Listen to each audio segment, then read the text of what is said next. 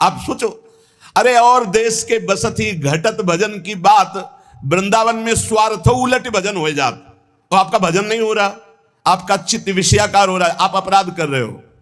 आप कहीं ना कहीं वैष्णव दोष दर्शन, संत दोष दर्शन, गुरु दोष दर्शन, कहीं ना कहीं कोई ना कोई अपराध बन रहा है, ढूंढ लो। नहीं तो हिया आनंद में भजन स्वाभाविक होता है।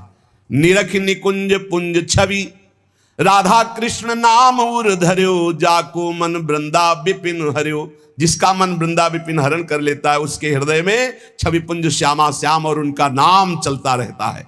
श्यामा श्याम स्वरूप सरोवर, परिस्वारथ बिसर्यो। श्री भट्ट राधे रसिक राय, तिन सर्वसुदय निबर्यो, जाको मन वृंदा विपिन हर्यो। श्यामा श्याम के रूप सरोवर में समस्त स्वार्थों को विसार करके ऐसा मन पड़ जाता है कि फिर हटता नहीं। देखो, सेवा यदि श्यामा श्याम की मिल गई जिस उपासक को, प्रगट सेवा, तो समझ लो कि उसको निकुंज में पूर्ण सेवा का अधिकार प्राप्त हो गया है, तब यहां सेवा मिली।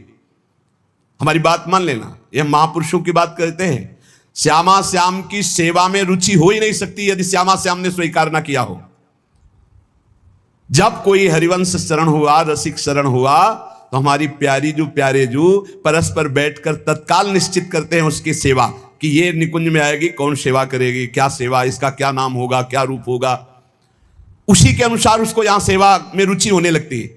बोले हमें सबसे ज्यादा चंदन घर्षण में रुचि, हमारी चंवर डुलाने में रुचि। इस श्यामा श्याम आपको चाह रहे हैं कि आप चंवर डुलाएं, श्यामा श्याम आपको चाह रहे हैं कि आप गाएं, श्यामा श्याम चाह रहे हैं कि आप द्वार पर खड़े रहें। ये सब सेवाएं श्यामा श्याम चाह रहे हैं और निश्चित किया, तब आपको सेवा मिली, मान लीजिए।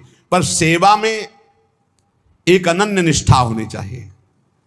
अगर आप श्री जी की सेवा कर रहे हैं और आपके पास कोई प्रिय मिलने वाला आया है, तो आपके नेत्र नहीं जाने चाहिए।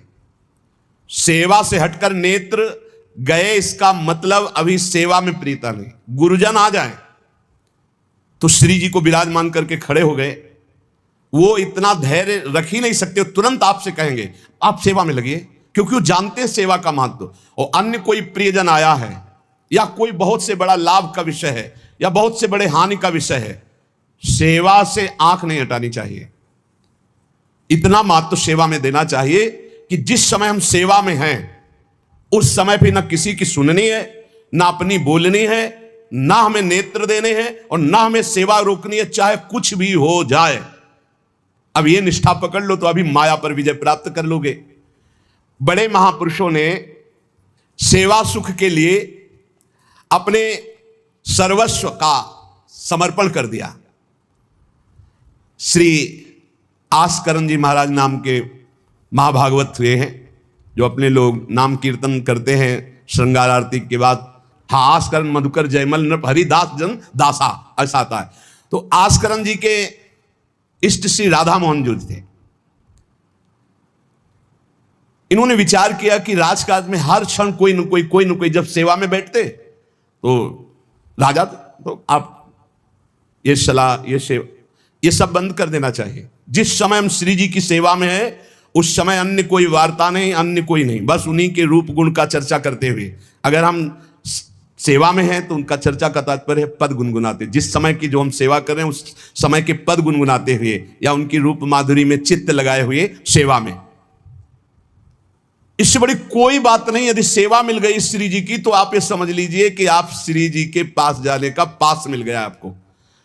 बड़े बड़े महापुरुषों ने कहा भजन करना, साधना करना, ये सब हो सकता है, लेकिन प्रभु की सेवा में अनुराग, गुरु की सेवा में अनुराग, संत सेवा में अनुराग, समाज सेवा में भगवत भाव से अनुराग, ये बहुत कठिन बात है। ऊर्ध्वबाहु विरोमेश न कश्चित शृणोति में, धर्मादर्थश्च कामश्च किम धर्मम न सेव्यते। भगवान श्री कृष्ण द्वैपायन व्यास देव जी कहते, मैं दोनों हाथ उठाकर कहता हूं, मेरी बात सुन लो, मान लो। सेवा से सब प्रकार की संपत्ति प्राप्त हो जाती है, जो चाहिए आपको, लौकिक पारलौकिक।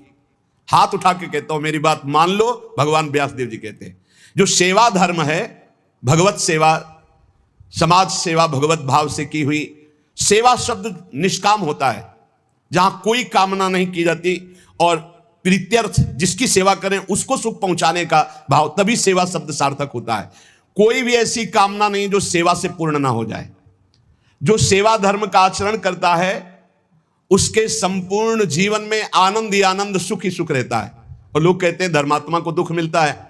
तुम क्या जानो, तुम बाहरी बात देखकर कहते हो दुख मिलता है। हृदय आनंद में वो डूबता है जो किसी भी वैभव में, किसी भी सुख में, किसी भी अनुकूलता में नहीं होता। अभी आपने सेवा धर्म को स्वीकार नहीं किया। सच्ची कहते हैं, सेवा में जब ये शरीर जाता था तब भी किडनी फेल थी, 20 वर्ष से फेल है। कभी गुरु कृपा से एक दिन का भी चूक नहीं हुई और कभी जानने नहीं दिया कि शरीर में कष्ट है। 7 बजे से लेके कभी कभी 11 बजे तक सेवा का सौभाग्य मिलता, बिल्कुल कभी नहीं जानने दिया। बड़ी से बड़ी सेवा की जो आज्ञा हुई तो वही गुरु बल सब कार्य कराता था। कहीं सेवा में कभी ऐसा में नहीं, जब सेवा के बाद आए तो भले लेट गए, फिर सामर्थ्य नहीं रही भिक्षा भी मांगने की, पर जब सेवा में गए तो एक अपार सामर्थ्य गुरु कृपा से आ जाती थी। सेवा में एक अद्भुत सामर्थ्य है। समस्त कामनाओं के बीज, वासनाओं का नाश करने की सामर्थ्य भगवत सेवा में है। श्री आस्करन जी ने अपनी सेवा को सुरक्षित रखने के लिए, ये नरवरगढ़ के राजा है, राजा को बहुत से कार्य होते हैं, पता नहीं किस समय कौन सी राजकीय व्यवस्था के लिए आवश्यकता पड़ जाए, तो ठाकुर सेवा में एकाग्रता की बहुत आवश्यकता होती है।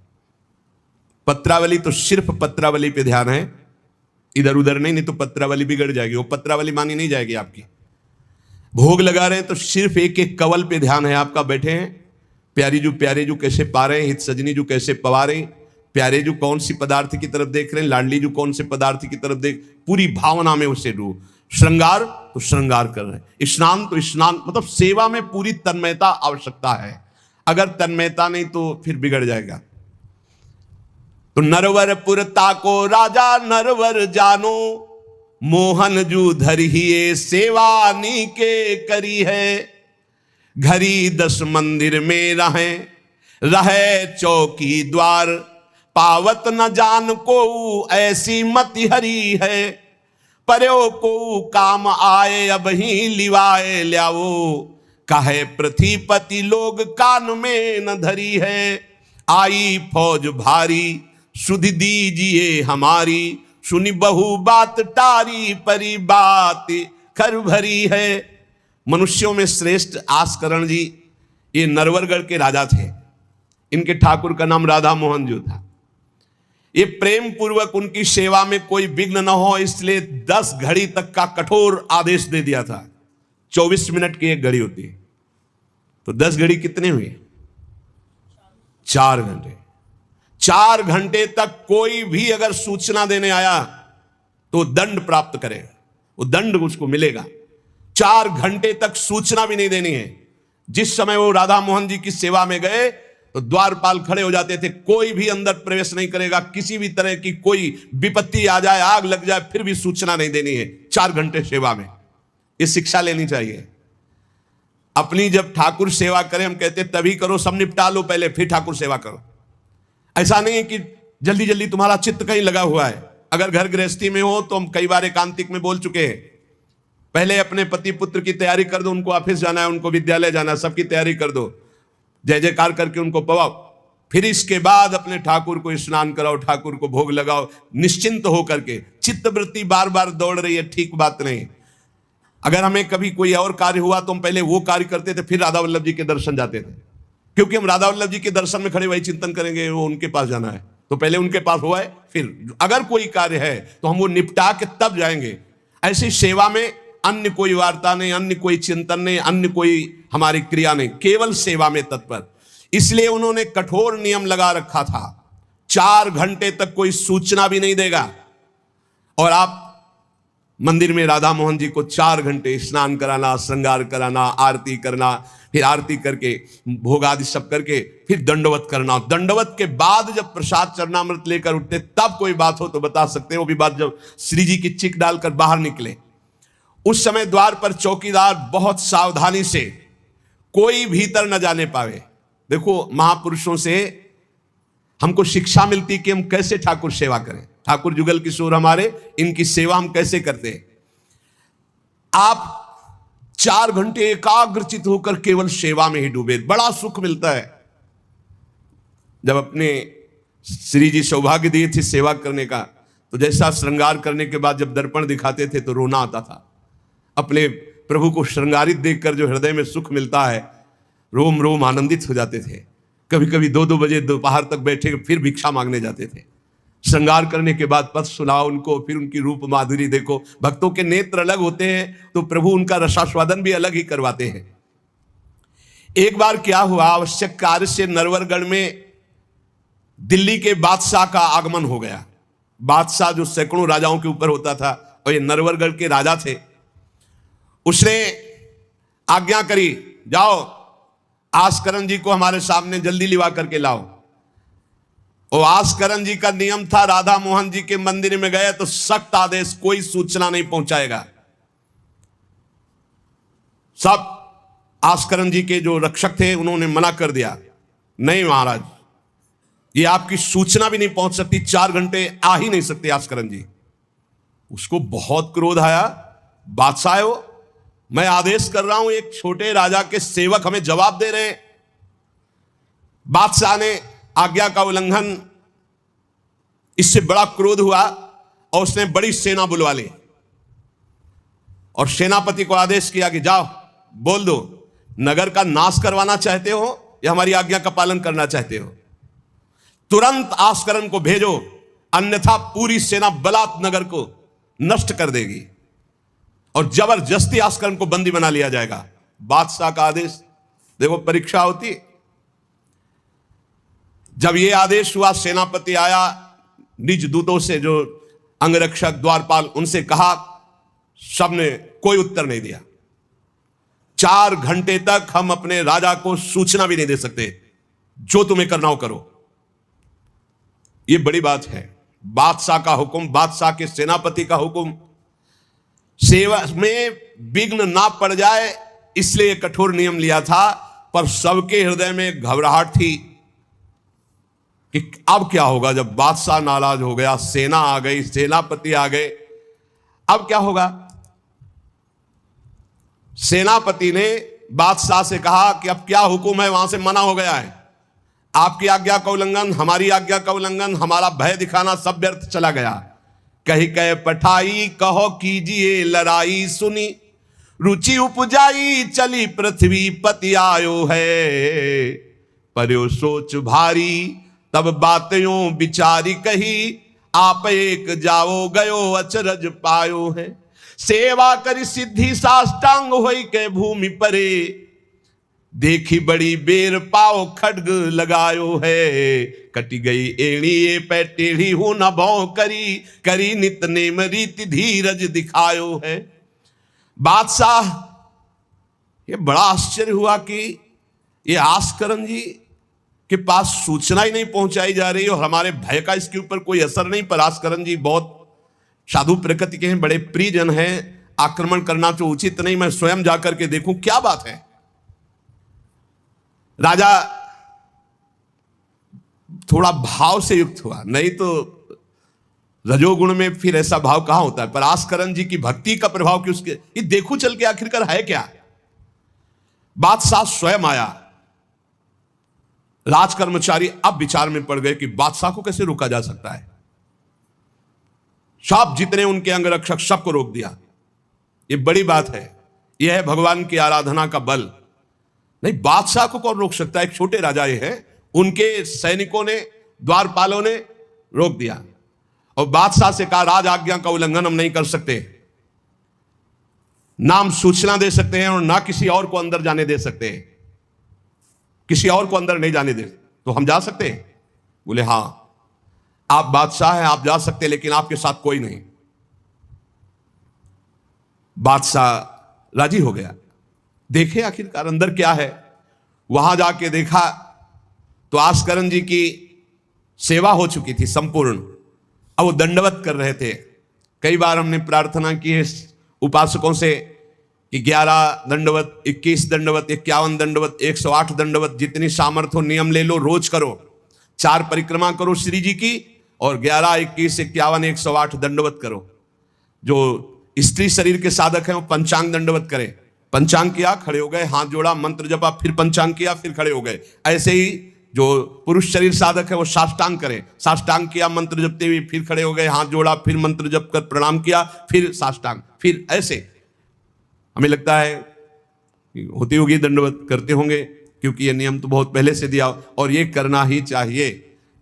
सच्ची कहते हैं बड़ा सुख मिलता है जब अपने इष्ट के चरणों में साष्टांग लौट कर और उनकी तरफ देखते हुए। बहुत कृपा होती, बहुत कृपा होती। यावत स्वस्थमिदम कलेवरम यावत च दूरे जरा, जब तक ये शरीर स्वस्थ है, बुढ़ापा दूर है, आनंद लूट लो भाई, ये कमाने का समय गंवाने का नहीं है। आस्करन जी अपने ठाकुर की संपूर्ण सेवा करके दंडवत अपनी पूरी कर रहे थे। अब जैसे 108 दंडवत तो समय लगेगा। हमने देखा है पूज्य सदगुरुदेव भगवान को अस्वस्थ शरीर में, अस्वस्थ अवस्था होने पर भी, बुखार है पर दंडवती अपनी पूरी करते हुए, नियमावली पूरी करते हुए देखा। क्योंकि जैसे ब्रज की 84 कोस की परिक्रमा में तो श्री जी साथ थी, बहुत थकान, बहुत शरीर कष्ट में, पर आप अपनी दंडवती जरूर पूरी करते। गुरुदेव भगवान को देखा। महापुरुष नियमनिष्ठ होते हैं, जो नियम ले लिया उससे तोड़ते नहीं। जय बजे आरती होती है, आप देख लो, 5 मिनट के अंतर की बात नहीं कह सकते, नहीं आपको ठीक समय से आरती मिलेगी। जय बजे वो टहलने के लिए वही उनका समय होगा। महापुरुषों की पहचान होती है, उनकी एक रस दिनचर्या चलती, उनकी दिनचर्या में फर्क नहीं पड़ेगा, शरीर में भले फर्क पड़ा हो, चाहे बुखार हो, चाहे जुकाम हो, चाहे जो भी पीड़ा हो, दिनचर्या में फर्क नहीं पड़ सकता। ये महापुरुषों की पहचान होती है। आस्करन जी साष्टांग लेट करके दंडवत कर रहे थे। आपको बादशाह जाएगा तो बादशाह कोई साधारण तो है नहीं, उसकी बाजू बंद, उसके सब झनन भनन आवाज तो होती है, पता भी चलता कि कोई आ गया। मुड़ करके भी नहीं देखा बादशाह की तरफ, बस बार बार साष्टांग दंडवत, खड़ा खड़ा देखता रहा। 108 दंडवत, 2-4 हो तो बड़ी देर हो गई, ना बादशाह से बात, ना सलाम, न कोई, बस वो अपनी साष्टांग दंड। ये होना चाहिए। आप श्रृंगार कर रहे हैं तो श्रृंगार में ही दृष्टि होनी चाहिए, दंडवत कर रहे हैं तो किसी की तरफ नहीं, सिर्फ दंडवत के सामने। प्रिया प्रीतम है, हम बार बार दंडवत कर रहे हैं। ये उपासकों की एक एकाग्रता होती है। भला सोचो, बादशाह पास खड़ा है तो ऐसे लेटे लेटे भी तो देख सकते थे, बिल्कुल नहीं देखा। राजा को, बादशाह को बड़ा आवेश आया कि इतनी देर से मैं खड़ा हूं, पहले तो वहीं सब नाना करते रहे, इतनी देर से खड़ा हूं, ना कोई प्रणाम, ना नमस्कार, ना हमारी तरफ देख रहा है, क्या है। तलवार निकाली और साष्टांग दंडवत कर रहे थे तो मारा, एक पैर की एड़ी कट गई, एड़ी कट गई, खून बह रहा है। साष्टांग दंडवत, फिर खड़े, फिर साष्टांग दंडवत, फिर खड़े, फिर साष्टांग दंडवत, बिल्कुल नहीं देख रहे कि एड़ी कट गई। सोचो जरा, ये भक्त की निष्ठा है उपासना की। यहां तो अगर एक चींटी काटेगी तो थोड़ी देर लौट करके पहले देखेंगे क्या हो रहा है, फिर दंडवत। एड़ी कट गई, लेकिन किसने काटा, ना ये बात देखी। एड़ी कटना कोई साधारण बात समझते हो? तलवार से पूरी एड़ी काट दी, कोई दुख नहीं, रक्तस्राव हो रहा है।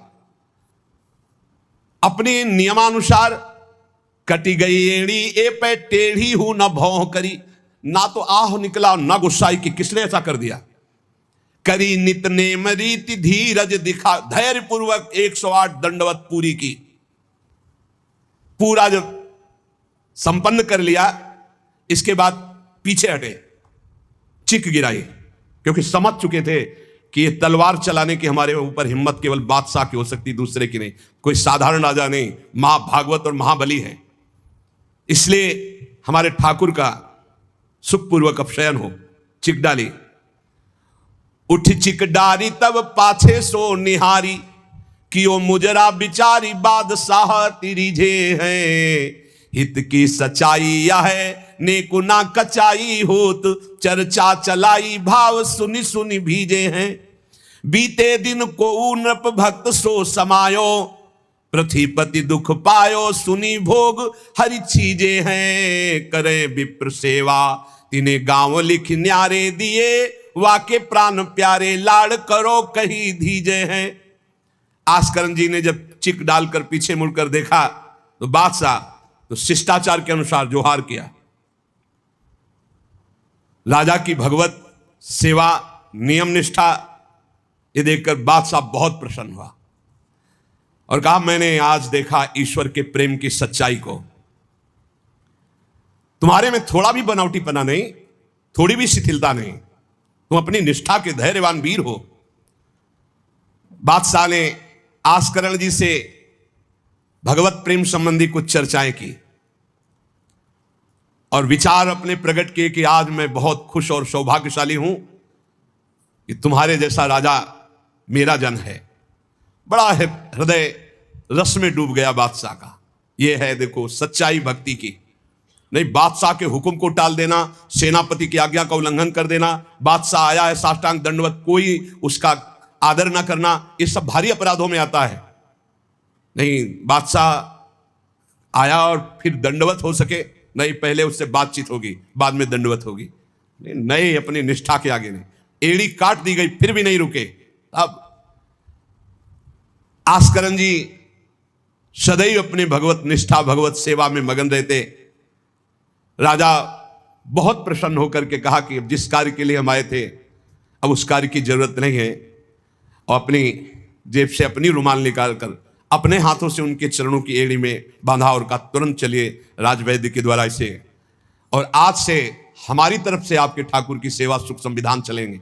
हम विशेष विशेष प्रकार की आपकी ठाकुर सेवा में सहयोग करें। आस्करण जी ने कहा भगवत कृपा है, सब भगवत कृपा है, सेवा यथार्थ रूप से चल रही है।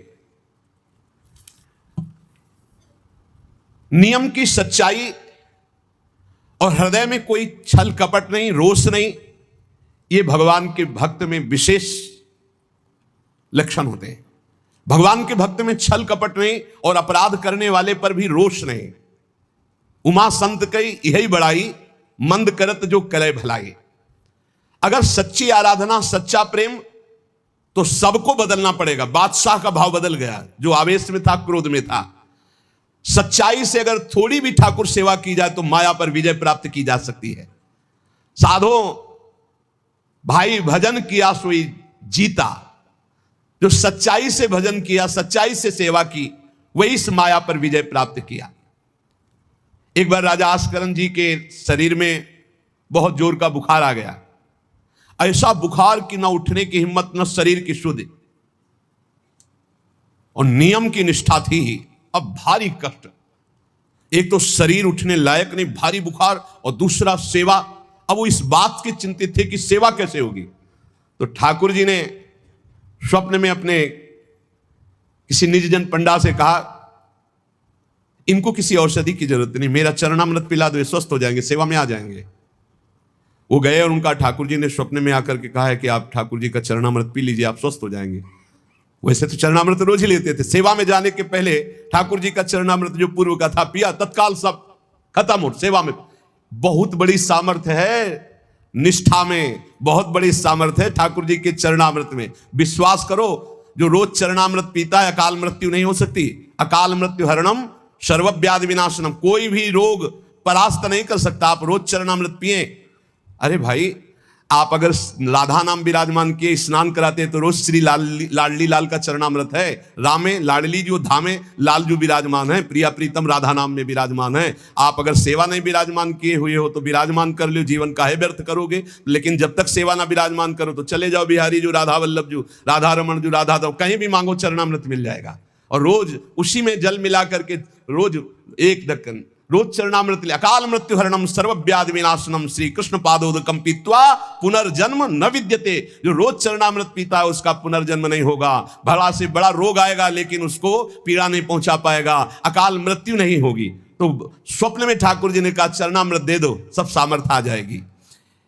एक बार राजा ने द्वेषवश सेना लेकर, किसी दूसरे राजा ने आपके ऊपर चढ़ाई कर दी, तो आपने व्यर्थ की खून खराबी ना हो ललकार सुनकर भी आप सेना सहित संग्राम भूमि में ये विचार किया कि युद्ध करने से बहुत लोगों का नाश होता है। इसलिए अपने सब महारथियों को बुलाया और कहा नाम कीर्तन करो। जहां युद्ध के लिए ललकार हो रही वहां नाम कीर्तन शुरू कर दिया। नाम कीर्तन इतनी जोर का कि आनंद में सब झूम रहे, और उधर एक बादल की ऐसी टुकड़ी आई कि इतने ओले बरसे कि जो विपक्षी सेना थी, मैं राजा विपक्षी सेना सब भाग गए और ये अपनी तरफ कीर्तन ही करते रहे, लड़ना ही नहीं पड़ा। भाव ये है कि जो भगवान में चित्त जोड़ता है, भगवान नाम कीर्तन करता है, भगवत सेवा परायण रहता है, सारे विघ्नों का निवारण स्वयं भगवान करते हैं। एक बड़ा सुंदर प्रसंग श्री जयमल जी का आता है। जयमल जी भी नियमनिष्ठ महापुरुष, ये भगवान श्री श्यामा श्याम के अनन्य उपासक थे। हरिवंश महाप्रभु के निज जनों में इनका भी नाम आता है, जयमल जी का। इनके हृदय में जैसे आस्करण जी की निष्ठा थी, उस वैसी निष्ठा थी सेवा की। इन्होंने भी 10 घड़ी तक किसी भी तरह की कोई सूचना, किसी भी तरह का कोई कार्य हमसे नहीं बताया जाएगा। और इन्होंने तो स्पष्ट आदेश कर दिया। वहां तो आदेश था केवल आस्करण जी का, यहां आदेश था जो बताने आएगा उसकी गर्दन उतार लेंगे। यहां तो और कठोर था। जयमल सिंह जी, वैसे इनका पहले निवास मेड़ते में था और ये बड़े अनुरागी प्रिया प्रीतम के, इनको प्रिया प्रीतम की सेवा में थोड़ा भी विघ्न बर्दाश्त नहीं था। ये नियम निष्ठा की मंदिर में कोई भी जब सेवा में जयमल जी हो आ नहीं सकता, आ गया तो उसकी गर्दन बचेगी नहीं। एक कठोर नियम लगा दिया था निर्विघ्न सेवा के लिए। सेवा में बहुत बल है प्यारे, सेवा में बहुत बल है। आप सेवा को जरूर घर में विराजमान करो प्रिया प्रीतम की ठाकुर जी, लेकिन ये आजकल जैसा बनावटीपन किया जाता है ऐसा मत करो भाई। हर काम वीडियो के लिए नहीं है। छोटी छोटी बातें, आप अपने ठाकुर जी का भोग, ठाकुर जी का स्नान, ये वीडियो के लिए है, ये पैसे के लिए है। अरे कुछ तो ठाकुर जी के लिए और अपने बीच में एकांत रखो। चलो गान बजान है, ठाकुर जी की ऐसी बातें हैं जो आनंद ले, सब वो बात तो ठीक है, लेकिन आप स्नान करा रहे हो, आप ठाकुर जी को भोग लगा रहे हो, आप ठाकुर जी की ये बातें तो गुप्त रखो। ये अपने और ठाकुर के प्यार के विषय की बातें तो गुप्त रखो। ये सब वीडियो के लिए नहीं होता है। कुछ मंगल जगत का हो सके, कैसे अष्टयाम सेवा करते हैं, वो बातें तो ठीक है, लेकिन आप लोग अपने घरों में जो ठाकुर विराजमान के सब बातें वीडियो में मत। अब आजकल हर उद्देश्य वीडियो का होता जा रहा है। छुपाने की तो बातें कुछ नहीं हो रही, हर बात छपाने की हो रही। सत्संग है, एकांतिक है, कुछ कीर्तन है, कुछ भजन की बातें हैं, वो तो चलो लोक मंगल के लिए, लेकिन अपने ठाकुर की जो विशिष्ट एकांतिक सेवाएं हैं वो बातें गुप्त रखनी चाहिए। ऐसा नहीं कि जो पर्दा करके अपने ठाकुर जी का स्नान कर रहे हैं, पतला, हाँ आप श्रृंगार करके आ गए, आप दर्शन करो, आरती करो, सब कोई, जैसे राधा वल्लभ जी की देखो आरती के दर्शन होते हैं, लेकिन आप दर्शन नहीं कर सकते कैसे स्नान कराया जाता है। आप अंदर दर्शन नहीं कर सकते कैसे भोग लगाया जाता है। कभी कभी जैसे 56 भोग किसी भारी उत्सव में तो एक कुछ घंटे के लिए दर्शन, वो बात अलग है। लेकिन तो अपने ठाकुर घर में जो विराजमान है, बिल्कुल जो निकुंज के ठाकुर वही है, अपनी भाव निष्ठा रखो। जयमल जी ये नियम लगा लिए थे कि अगर सेवा के समय कोई भी समाचार देने आएगा तो उसे मार डाला जाएगा। इतना कड़ा शासन। और यह बात प्रसिद्ध हो गई थी कि 4 घंटे जयमल जी निकलेंगे नहीं मंदिर से। तो जयमल जी का एक मंडोर का जो राजा था, वो भाई लगता था, उसने विचार किया कि बहुत अच्छा 4 घंटे का समय है, जयमल जी के पास सूचना कोई दे नहीं सकता, और इस समय आक्रमण किया जाए तो पूरे नगर को कब्जे में कर, 4 घंटे का युद्ध, और वो निकलेंगे नहीं, और कोई सूचना देने जाएगा तो मार डाला जाएगा। बहुत बढ़िया अवसर है कि पूरे नगर को अपने कब्जे में कर लिया जाए। भारी सेना चारों तरफ से पूरे नगर को घेर लिया गया। अब ये जब सैनिकों से पता चला तो हाहाकार मच गया कि बिना राजा के आदेश के युद्ध कैसे छेड़ दिया जाए। चारों तरफ से शत्रु पक्ष सैनिकों ने घेर लिया है। सबने विचार किया कि आज्ञा हो जाए तो अभी युद्ध हो जाए, पर आज्ञा लेने कौन जाए? जो जाएगा मार डाला जाएगा। जयमल जी का आदेश है। अब जयमल जी की माता जी को तैयार किया गया है कि आप जाओगी तो आप पर वो प्रहार नहीं करेंगे और आपकी बात सुन लेंगे। माता जी भी डरती हुई गई, क्योंकि आज्ञा थी कोई नहीं आएगा, अगर जो भी आएगा उसकी गर्दन उतार दी जाएगी, मार डाला जाएगा। माता जी को इसीलिए भेजा गया कि बस आप केवल सूचना दे दो और वो आज्ञा दे दे, संभाल तो सब यहां लेंगे, आज्ञा दे दे। वो गई, जयमल जी ठाकुर जी के श्रृंगार में थे, पीछे से कहा, बेटा शत्रु पक्ष ने पूरे नगर को घेर रखा है, तुम्हारी क्या आज्ञा है? उन्होंने उत्तर दिया, भगवान सब भली करेंगे और आप जाओ। दूसरा शब्द नहीं, भगवान सब भली करेंगे, और इशारा किया। अगर दूसरा होता तो प्रण पूरा करते, लेकिन मां है इसलिए इशारा किया वापस चली जा। मुड़ के नहीं देखा, बस एक शब्द का, भगवान सब भली करेंगे। ये नहीं कहा कि युद्ध प्रारंभ कर दो, मैं सेवा करके आऊंगा, ऐसा कुछ नहीं। भगवान सब भली करेंगे, और इशारा किया कि आप वापस चली जाओ। ज्यों के त्यों सेवा में लगे रहे। भगवान ने देखा कि ये तो बिल्कुल बेपरवाह है, और सैनिक चारों तरफ से घेर लिए हैं राज्य को। तो स्वयं प्रभु घोड़े पर सवार हुए जयमल जी के। अब उनको कुछ कहने की जरूरत थोड़ी है। राजा का जो शाही घोड़ा था, उस घोड़े को तैयार करके उस पर विराजमान होकर के अकेले शत्रु पक्ष को परास्त किया। अकेले सबको मूर्छित करके मारा, एक को भी नहीं। और आप घोड़े को घुड़सवार में बांधकर अंतर ध्यान हो गए। सैनिक देख रहे हैं जो सुरक्षा में है कि कोई आक्रमण नहीं हो रहा, सब शांति है। नजदीक गए तो सब मूर्छित पड़े। उनका जय हो, हमारे महाराज की जय हो गई, शत्रु पक्ष तो मारा गया। पूरी की पूरी सेना मूर्छित। जयमल जी सेवा समाप्त की, संपन्न की श्री जी की, और बड़े आवेश में सीधे गए जहां उनका घोड़ा विराजमान रहता था घुड़सार में। तो घोड़े को देखा तो पसीने से लथपथ और हाँफ रहा था। ऐसा कैसे हो सकता है? घोड़े की सवारी इतनी तीव्र गति से किसने की?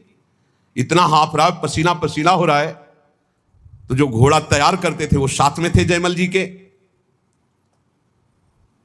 तो उन्होंने कहा कि प्रभु, घोड़े को तो ले जाते हुए किसी ने नहीं देखा, पर घोड़े की हालत तो ऐसी जैसे बहुत दौड़ाया गया हो, बहुत मेहनत की गई हो। उनका कहा ठीक है, चलो, इस समय विचार करने का विषय नहीं, दूसरे घोड़े को लो, राजाओं के पास कई घोड़े और सैनिक सजाओ, वहां चलो। तो उनका प्रभु वहां जाओ, वहां तो सब मारे गए हैं। किसने मारा? वहां जाकर देखा तो सब सेना घायल और मूर्छित पड़ी थी, जान से कोई एक भी नहीं मरा था। और जो राजा वो भी घायल। जयमल जी नजदीक गए, देखा तो कि ये मेरा वो भाई ही है, मेरा शत्रु बनकर के आया है। तो वो रो के कह रहा था, भाई मुझे नहीं पता था कि तेरा सांवला सिपाही एक ही इतना बलवान है। मैं कभी युद्ध में नहीं आता, मैंने कभी तुम्हारे उस वीर को नहीं देखा। वो सांवला सिपाही कौन था जिसने अकेले मेरी सारी सेना को मूर्छित कर दिया, और मुझे बाण से तो घायल किया और नेत्रों से ज्यादा घायल कर दिया। एक बार तुम दिखा दो अपने उस सांवले सिपाही को, मेरा हृदय तड़प रहा है उसके लिए। उसकी वो सुंदर चितवन, उसकी मुस्कान ने मेरा मन हरण कर लिया शत्रु पक्ष के। ये है ही ऐसे। जब सूप नखा की नाक कान भगवान ने लक्ष्मण जी के द्वारा, वो जब गई खरदूषण के समीप, भारी बलवान ये असुर, भारी सेना सजाई, अभी चलते हैं। जब वहां गए तो राम जी का रूप जब देखा तो कह रहे, यद्यपि भगनी कीन कुरूपा, यद्यपि तुमने अपराध किया, हमारी बहन को कुरूप बना दिया, लेकिन बध लायक नहीं, तुम मारने लायक नहीं, बहुत सुंदर हो। राक्षस लोग कह रहे, इतने सुंदर प्रभु, और मुस्कुराहट प्रभु के देख के कह रहे कि यद्यपि तुमने अपराध किया, मेरी बहन को ऐसा कुरूप कर दिया, पर तुम मारने लायक नहीं, दर्शन करने लायक हो। सुनो, हम तुम्हारा कुछ भी नहीं करेंगे। सुनते तुम्हारी पत्नी बहुत सुंदर, दे दो, बदला हो जाएगा और तुम जाओ। भगवान ने क्षण में नष्ट कर दिया। बैरी भी जिनको प्यार करे वो प्रभु का रूप है। ये बैरी राजा क्या कह रहे, बाणों से तो घायल ही कर दिया, नेत्रों से भी घायल कर दिया। एक बार उसको दिखा दो जो आपका सिपाही है, सांवला सिपाही। श्री जयमल जी ने प्रेम विभोर होकर कहा, तुमने देखा, मेरे तो नयन तरस गए, तुम्हें दिखाई दिए, आज तक मैंने नहीं देखा। और जयमल जी के अश्रु चलने लगे। वो समझ गया कि सिपाही कोई और नहीं, जयमल जी जिनकी आराधना करते हुए भगवान श्याम सुंदर है। वो अपने भक्त की रक्षा करने के लिए आए। अहो भाग्य, दुश्मनी का भाव ही सही पर मेरा भाई तो है ना, इस कारण भगवान ने मुझ पर कृपा की कि मुझे दर्शन का सौभाग्य मिला। और जयमल जी के चरणों में प्रणाम किया और कहा, आज के बाद कभी जिंदगी में आपसे वैर का भाव नहीं रखेंगे और आपके उसी सांवल सिपाही के ध्यान में निरंतर हम मगन रहेंगे।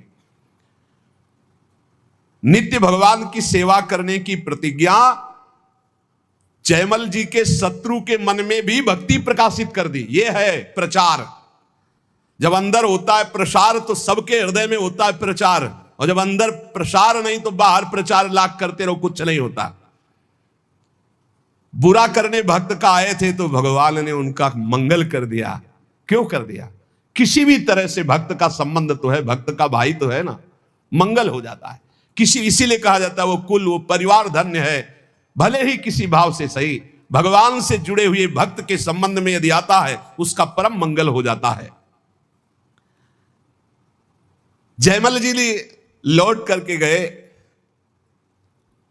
और अपने घोड़े को दंडवत किया कि ये भाई, ठाकुर जी की सेवा तो हम प्रगट में करते ही हैं, लेकिन तेरे सौभाग्य का वर्णन क्या करें। मेरे ठाकुर जी तेरे पर सवार हुए, घोड़े की 4 परिक्रमा की, आरती उतारी, दंडवत की और बार बार हाथ से स्पर्श करके पुलकित हो रहे हैं।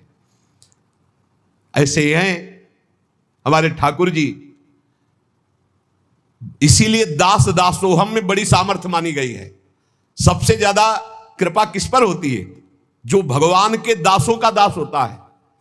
घोड़े को साक्षात्कार हो गया भगवान का, बैरी भाई को साक्षात्कार हो गया, और जयमल जी कह रहे हैं कि मेरे नयन तरस रहे हैं। तो क्या वास्तविक जयमल जी के नेत्र तरस रहे? नहीं, जिनके संबंध से बरस रहे उनके नेत्र कैसे तरस सकते हैं? पर ये हैं ही इतने प्यारे कि तन मन के बिछुरे नहीं, पर चाह बढ़े दिन रैन, कबो संजोग न मा नहीं, देखे भरी भरी नयन। तो हम श्री श्यामा श्याम के दास हैं। श्यामा श्याम ही हमारी साधना है, श्यामा श्याम ही हमारे साध्य है। 8 पहर हम नाम जप करें, श्री जी की सेवा पर बहुत ध्यान दें। जिसको जो सेवा मिली वो बड़ी महान सेवा है। कभी ऐसा ना समझे कि किसी की द्वार पे या कहीं बहुत दूर सेवा लगी है तो सोचे कि नजदीक सेवा वालों का तो बड़ा सौभाग्य। नहीं, आप देख लीजिए, सनक सनंदन सनातन सनत कुमार जी ने जब जय विजय को शाप दिया तो अंदर प्रवेश होने का अधिकार खो दिया।